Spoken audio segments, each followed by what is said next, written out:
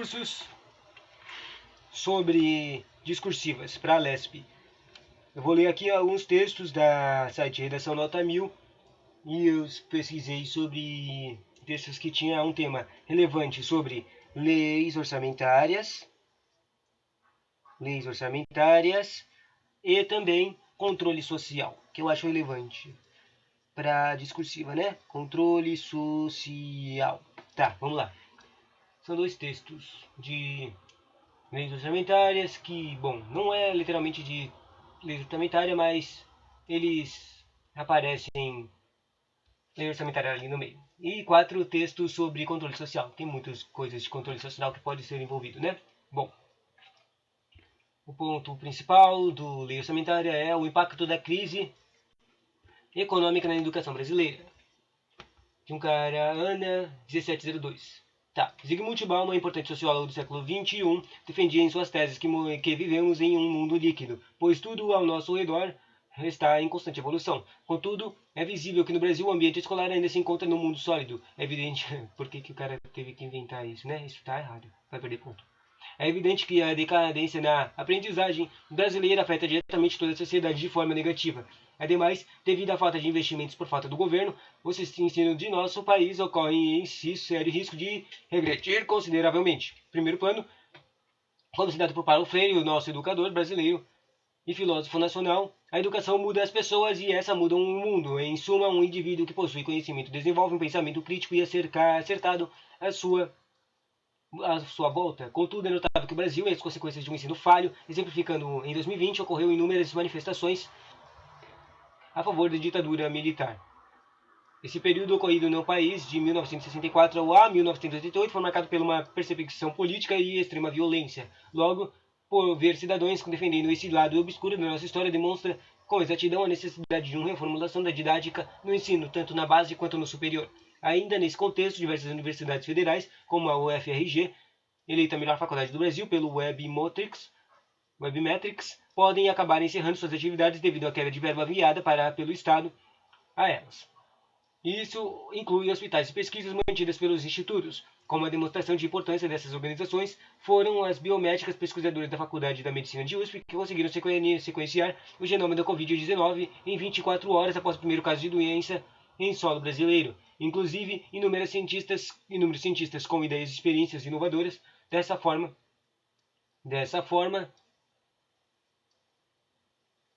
inovadores como essa não conseguem dar continuidade a seus trabalhos devido à situação educacional alarmante. Isso é interessante. Esse treco aqui das pesquisadoras que descobriram o genoma do Covid, eu tinha visto em um texto sobre a importância da ciência. Foi interessante, né? Só pra ver como a gente é foda. Se a gente usa, né? Daí, dessa forma, é correto chegarmos à conclusão de que a chave para a ordem e progresso, isso aqui também é ruim, em nossa nação será somente alcançada para o aperfeiçoamento da competência de ensinar. Nesse sentido, cabe ao Poder Executivo encaminhar ao Congresso um projeto das leis orçamentárias com foco em garantir um fundo de instituições de modo que fosse o suficiente para afetar aos estudantes uma qualificação de ensino de excelência. Assim, o impacto na crise econômica seria superado e o país receberia o triplo. Com certeza, até mais de não normalmente. Triplo, interessante. Próximo ponto. Falou das leis orçamentárias aqui? Nem achei. Nem percebi. Próximo ponto. Texto. Questão de drogas como desafio mundial, né? Embora a Constituição Federal se lembra que isso aqui só vai mencionar as leis orçamentárias. Vamos lá. Embora a Constituição Federal de 88 assegure a saúde e o social como direito de todos os cidadãos, percebe-se que na atual realidade brasileira não há o cumprimento dessa garantia, principalmente no que diz respeito ao uso de drogas no mundo. Isso se dá devido à falta de acesso no tratamento específico no combate ao abuso problemático e ilícito de drogas. Em consequência disso, nota-se a intensa questão das drogas no mundo, segundo dados do Escritório das Nações Unidas sobre drogas e crimes. As mulheres utilizam drogas de forma errada em relação aos homens, que são usuários ilícitos, por exemplo, de cocaína. Tal fato abarca especialmente a região brasileira, onde será mais de 50% da demanda de entorpecentes e seus derivados, de acordo com o Relatório Mundial sobre Drogas. Isso acontece porque a coletividade contribui para a progressão do tráfico local e se passam por clientes. Todavia, o manejo das drogas apresentam estatáveis, apesar das condições mínimas para os cuidados devidos devidos a esse desafio, e enfrentando primordialmente pelas mulheres. Outro sim, o vínculo ilícito e a fundamental imposicionar do problema. Nesse sentido, como dizia o filósofo Platão, buscar o bem dos semelhantes encontra-se o mesmo, visto que as drogas é um produto vicioso na vida dos usuários, e a busca pela sua contenção é relevante em benefício à saúde dos dependentes químicos e convivência social, como dito na Constituição de 1988. Além disso, o ambiente do indivíduo é conveniente para sua melhora. Mesmo assim, os cuidados com a saúde devem ser analisados para a prevenção de doenças crônicas favoráveis à morte. Portanto, o debate acerca da saúde é imprescindível. Saúde? Tipo, a gente tá falando de drogas, por que todo mundo tá falando de saúde? Mas saúde é drogas, né? Os dependentes químicos e convivência social, como dito na Constituição de 88. Além disso, o ambiente do indivíduo é conveniente para sua melhoria. Mesmo assim, os cuidados com a saúde devem ser analisados para a prevenção de doenças crônicas. Não era para falar em desafio mundial? Bom, falou da ONG, né? Portanto, o debate acerca da saúde é imprescindível para a construção de uma sociedade sem vícios. Nesse âmbito, é imperativo que o governo do Ministério da Saúde e o Ministério da Saúde, através de leis orçamentárias, estipulem lugares. Interessante que o cara usou leis orçamentárias para falar a resolução, né? Estipulem lugares educados para um bom tratamento e longo prazo de dependentes, o que os laboratórios especializados tenham condições suficientes para produzirem medicamentos eficazes para esse fim, com o intuito de estabelecer a situação agravante com cuidados feitos para profissionais de saúde, ademais à medida em que sejam mais condicionantes para o problema, né? Próximo ponto. Manipulação do comportamento do usuário pelo controle de dados na internet. Isso aqui é o teco de controle social, tá? Em, em Dilemas de Redes, nas redes, que é um documentário, o produzido pela empresa. Falando, essa pessoa que escreveu isso se chama Dodô Studio 16. Studio. Bom, documentário produzido pela empresa streaming Netflix personifica os algoritmos que compõem as redes sociais, mostrando o controle das informações para a manipulação do usuário. Saindo da ficção, na atualidade, as redes sociais da internet está recheada de algoritmos de controle de dados e essa manipulação dos dados trazem malefícios a toda a sociedade. Psicologia explica que nos anos iniciais a criança está em uma fase de descoberta da individualidade e compreensão da sociedade, ou seja, o eu e outro. A manipulação dos dados conciliado com a imaturidade social da infância correspõe os jovens a uma sociedade individualizada criada a partir de interesses de indivíduos. Quando o jovem é inserido na sociedade, o conceito de sua concepção de sociedade vai ser moldada, se chocam com o mundo real, que implica negativamente na vivência social por causa do entendimento real da sociedade. É regularmente comum, atualmente, o confronto entre bolhas sociais que provocam, entre vários problemas, a discórdia entre os usuários de internet, que essas bolhas sociais são agrupamentos de pessoas com ideologias, gostos ou similares, e elas são provocadas disseminadamente pelos algoritmos. Jean-Paul Stort, um filósofo do século XX, afirmou: os infernos são os outros, os infernos são os outros. Essa afirmativa representa que o que acontece naturalmente com as relações sociais. O controle social favorece as bolhas sociais pelo fato de exposição apenas da mídia do interesse do usuário. Assim, quando colocamos as experiências sociais fora da sua bolha, o indivíduo teve sua capacidade empática reduzida pela falta de conhecimento de diferentes contextos. Portanto, nenhum dos lados cedem e perdem a capacidade de dialogar, e o final desses conflitos, erroneamente, quase sempre é resolvido por meio de violência, por causa da alienação social artificial. Diante do exposto, podemos inferir que a influência do controle de dados na sociedade é maléfica aos eixos sociais. Portanto, a conscientização digital dos alunos na infância, pelos pais ou no conjunto com professores, deve ser feita. Os usuários da internet também devem buscar suas próprias informações, deixando de lado as recomendações, assim, as manipulações social por intermédio de algoritmos será minimizada. Interessante. Próximo ponto. Racismo na sociedade brasileira, de um cara chamado Will Klops.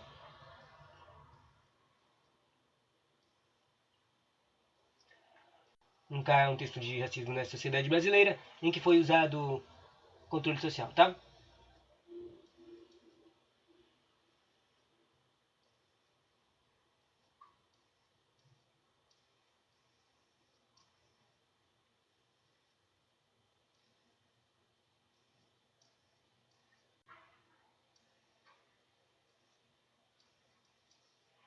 O texto desse cara aqui diz: a teoria darwinista social, cunhada no século XIX, defende o controle social por meio dos aspectos 19? Por meio dos aspectos considerados melhores. De acordo com essa perspectiva,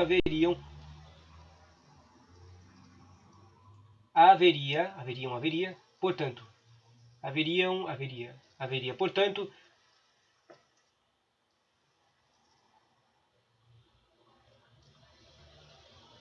Haveria no sentido de haver fica invariável, então não era para usar haveriam nesse treco.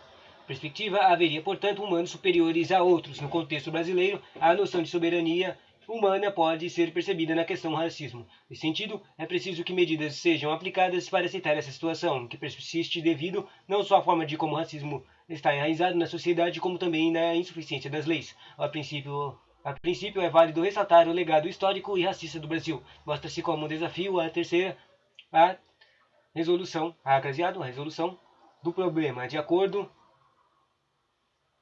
com o pensamento de Claude Lévi-Strauss. Só é possível interpretar as ações coletivas por meio de estudos dos eventos históricos. Sob esse viés, o racismo, mesmo que fortemente apresentado hordiernamente, apresenta raízes desde a escravidão no Brasil, e sem muitas ações para acabar com o racismo estrutural dificulta ainda mais a resolução do problema. Em segunda análise, a insuficiência de leis mais ágeis é uma barreira no que tange a questão do racismo no Brasil, visto que a agressão física, verbal ou moral contra alguém devido à cor não é julgada como crime de racismo, mas sim como uma injúria racial, e por consequência disso o crime não é julgado de forma tão eficiente, indo contra o pensamento do filósofo Humberto Eco, que diz, para ser tolerante é preciso fixar limites de tudo intolerável. Portanto, é de suma importância que os entraves do racismo sejam superados e é necessário, portanto, que a Secretaria da Cultura promova uma rede de propaganda sobre o racismo, a fim de destacar a importância da diversidade e divulgar canais de denúncia. Em paralelo a isso, cabe ao Senado Federal elaborar projetos de lei que contemple a questão do racismo, exemplo, tratar casos de injúria racial como racismo. Observação, cuidado com as pontuações, em alguns lugares faltam em outros sobram. Interessante. Falei, a última parte estava errada, tá? Ela não é parte do texto. Ali tinha controle social.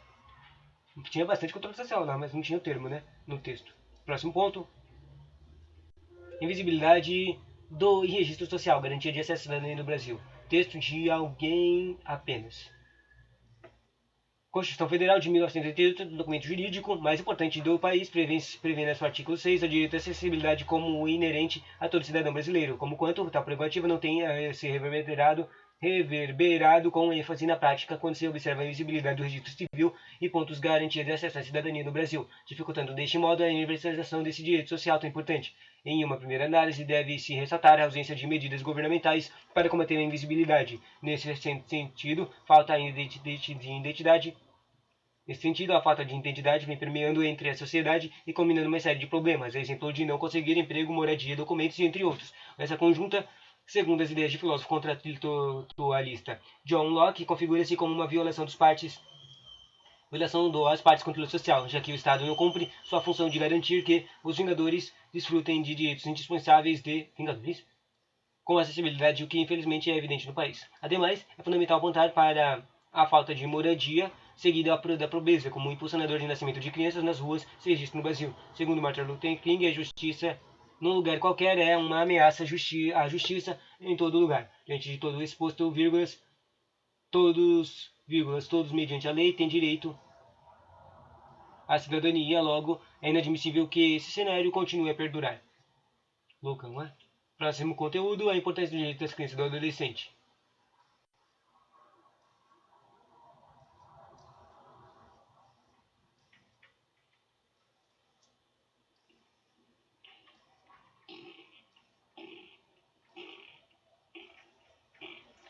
De um cara chamado Piago. A importância dos direitos das crianças e do adolescente. Segundo a Constituição, é papel do Estado assegurar a manutenção dos direitos da criança e do adolescente, analisando o atual cenário em nossa sociedade. É perceptível o antagonismo existente entre o que a lei determina e o que é posto em prática. Em princípio, é importante ressaltar o papel do Estado e da sociedade como agentes responsáveis pela preservação dos direitos da criança e do adolescente, o qual, de acordo com a teoria ficcionalista da Emily Durkheim, cada membro da sociedade desempenha uma função. Porém, observa-se uma negligência por parte de tais agentes, de uma vez que no Brasil a juventude em espécie, os mais carentes, não têm acesso a direitos básicos, como por exemplo a saúde, educação e moradia. Outros sim, devemos salientar a rígida estrutura social como disseminadora das desigualdades, devido de acordo com Karl Marx, que as relações trabalhistas estabelecidas na sociedade capitalista colaborem para a difusão de tais mazelas sociais. Infere-se a necessidade de as estruturas governamentais tomarem iniciativa com o intuito de assegurar a manutenção dos direitos da criança e do adolescente através da conscientização da sociedade quanto à importância dos direitos juvenis. Além disso, o Estado deve se importar como um agente de controle social. E último texto, tráfico de drogas no Brasil, uma realidade que deve ser combatida. Controle social, de novo, Ryan Epps. Isso aqui diz, a condição, artigo 5, igualdade como inerente a todos os brasileiros, enquanto tal prerrogativa tem se reverberado com ênfase à prática social quando se observa a realidade do combate ao tráfico de drogas, dificultando, deste modo, a universalização de direito social tão importante. Diante dessa perspectiva, faz-se imperiosa a análise dos fatores que favorecem esse quadro. Em uma primeira análise, deve-se ressaltar a ausência das medidas governamentais para combater o fluxo de drogas que são repassadas. Nesse sentido, com a devastação rápida havendo vários confrontos entre políticas de traficantes, impedindo que essa mercadoria sejam repassadas, essa conjuntura, segundo as ideias do filósofo contratualista John Locke, configura como uma violação do contrato social, já que o Estado não cumpre sua função de garantir que os cidadãos destroem os direitos indispensáveis com a igualdade, o que infelizmente é evidente no país. Essa coisa aqui de drogas que apareceu em 2 textos do controle social me lembrou de uma notícia recente, né? Aquela coisa do bairro do drogas, eu não lembro o nome. Bairro de alguma coisa de drogas que desapareceu lá de São Paulo, né? Local. Tchauzinho. Esse era o último texto.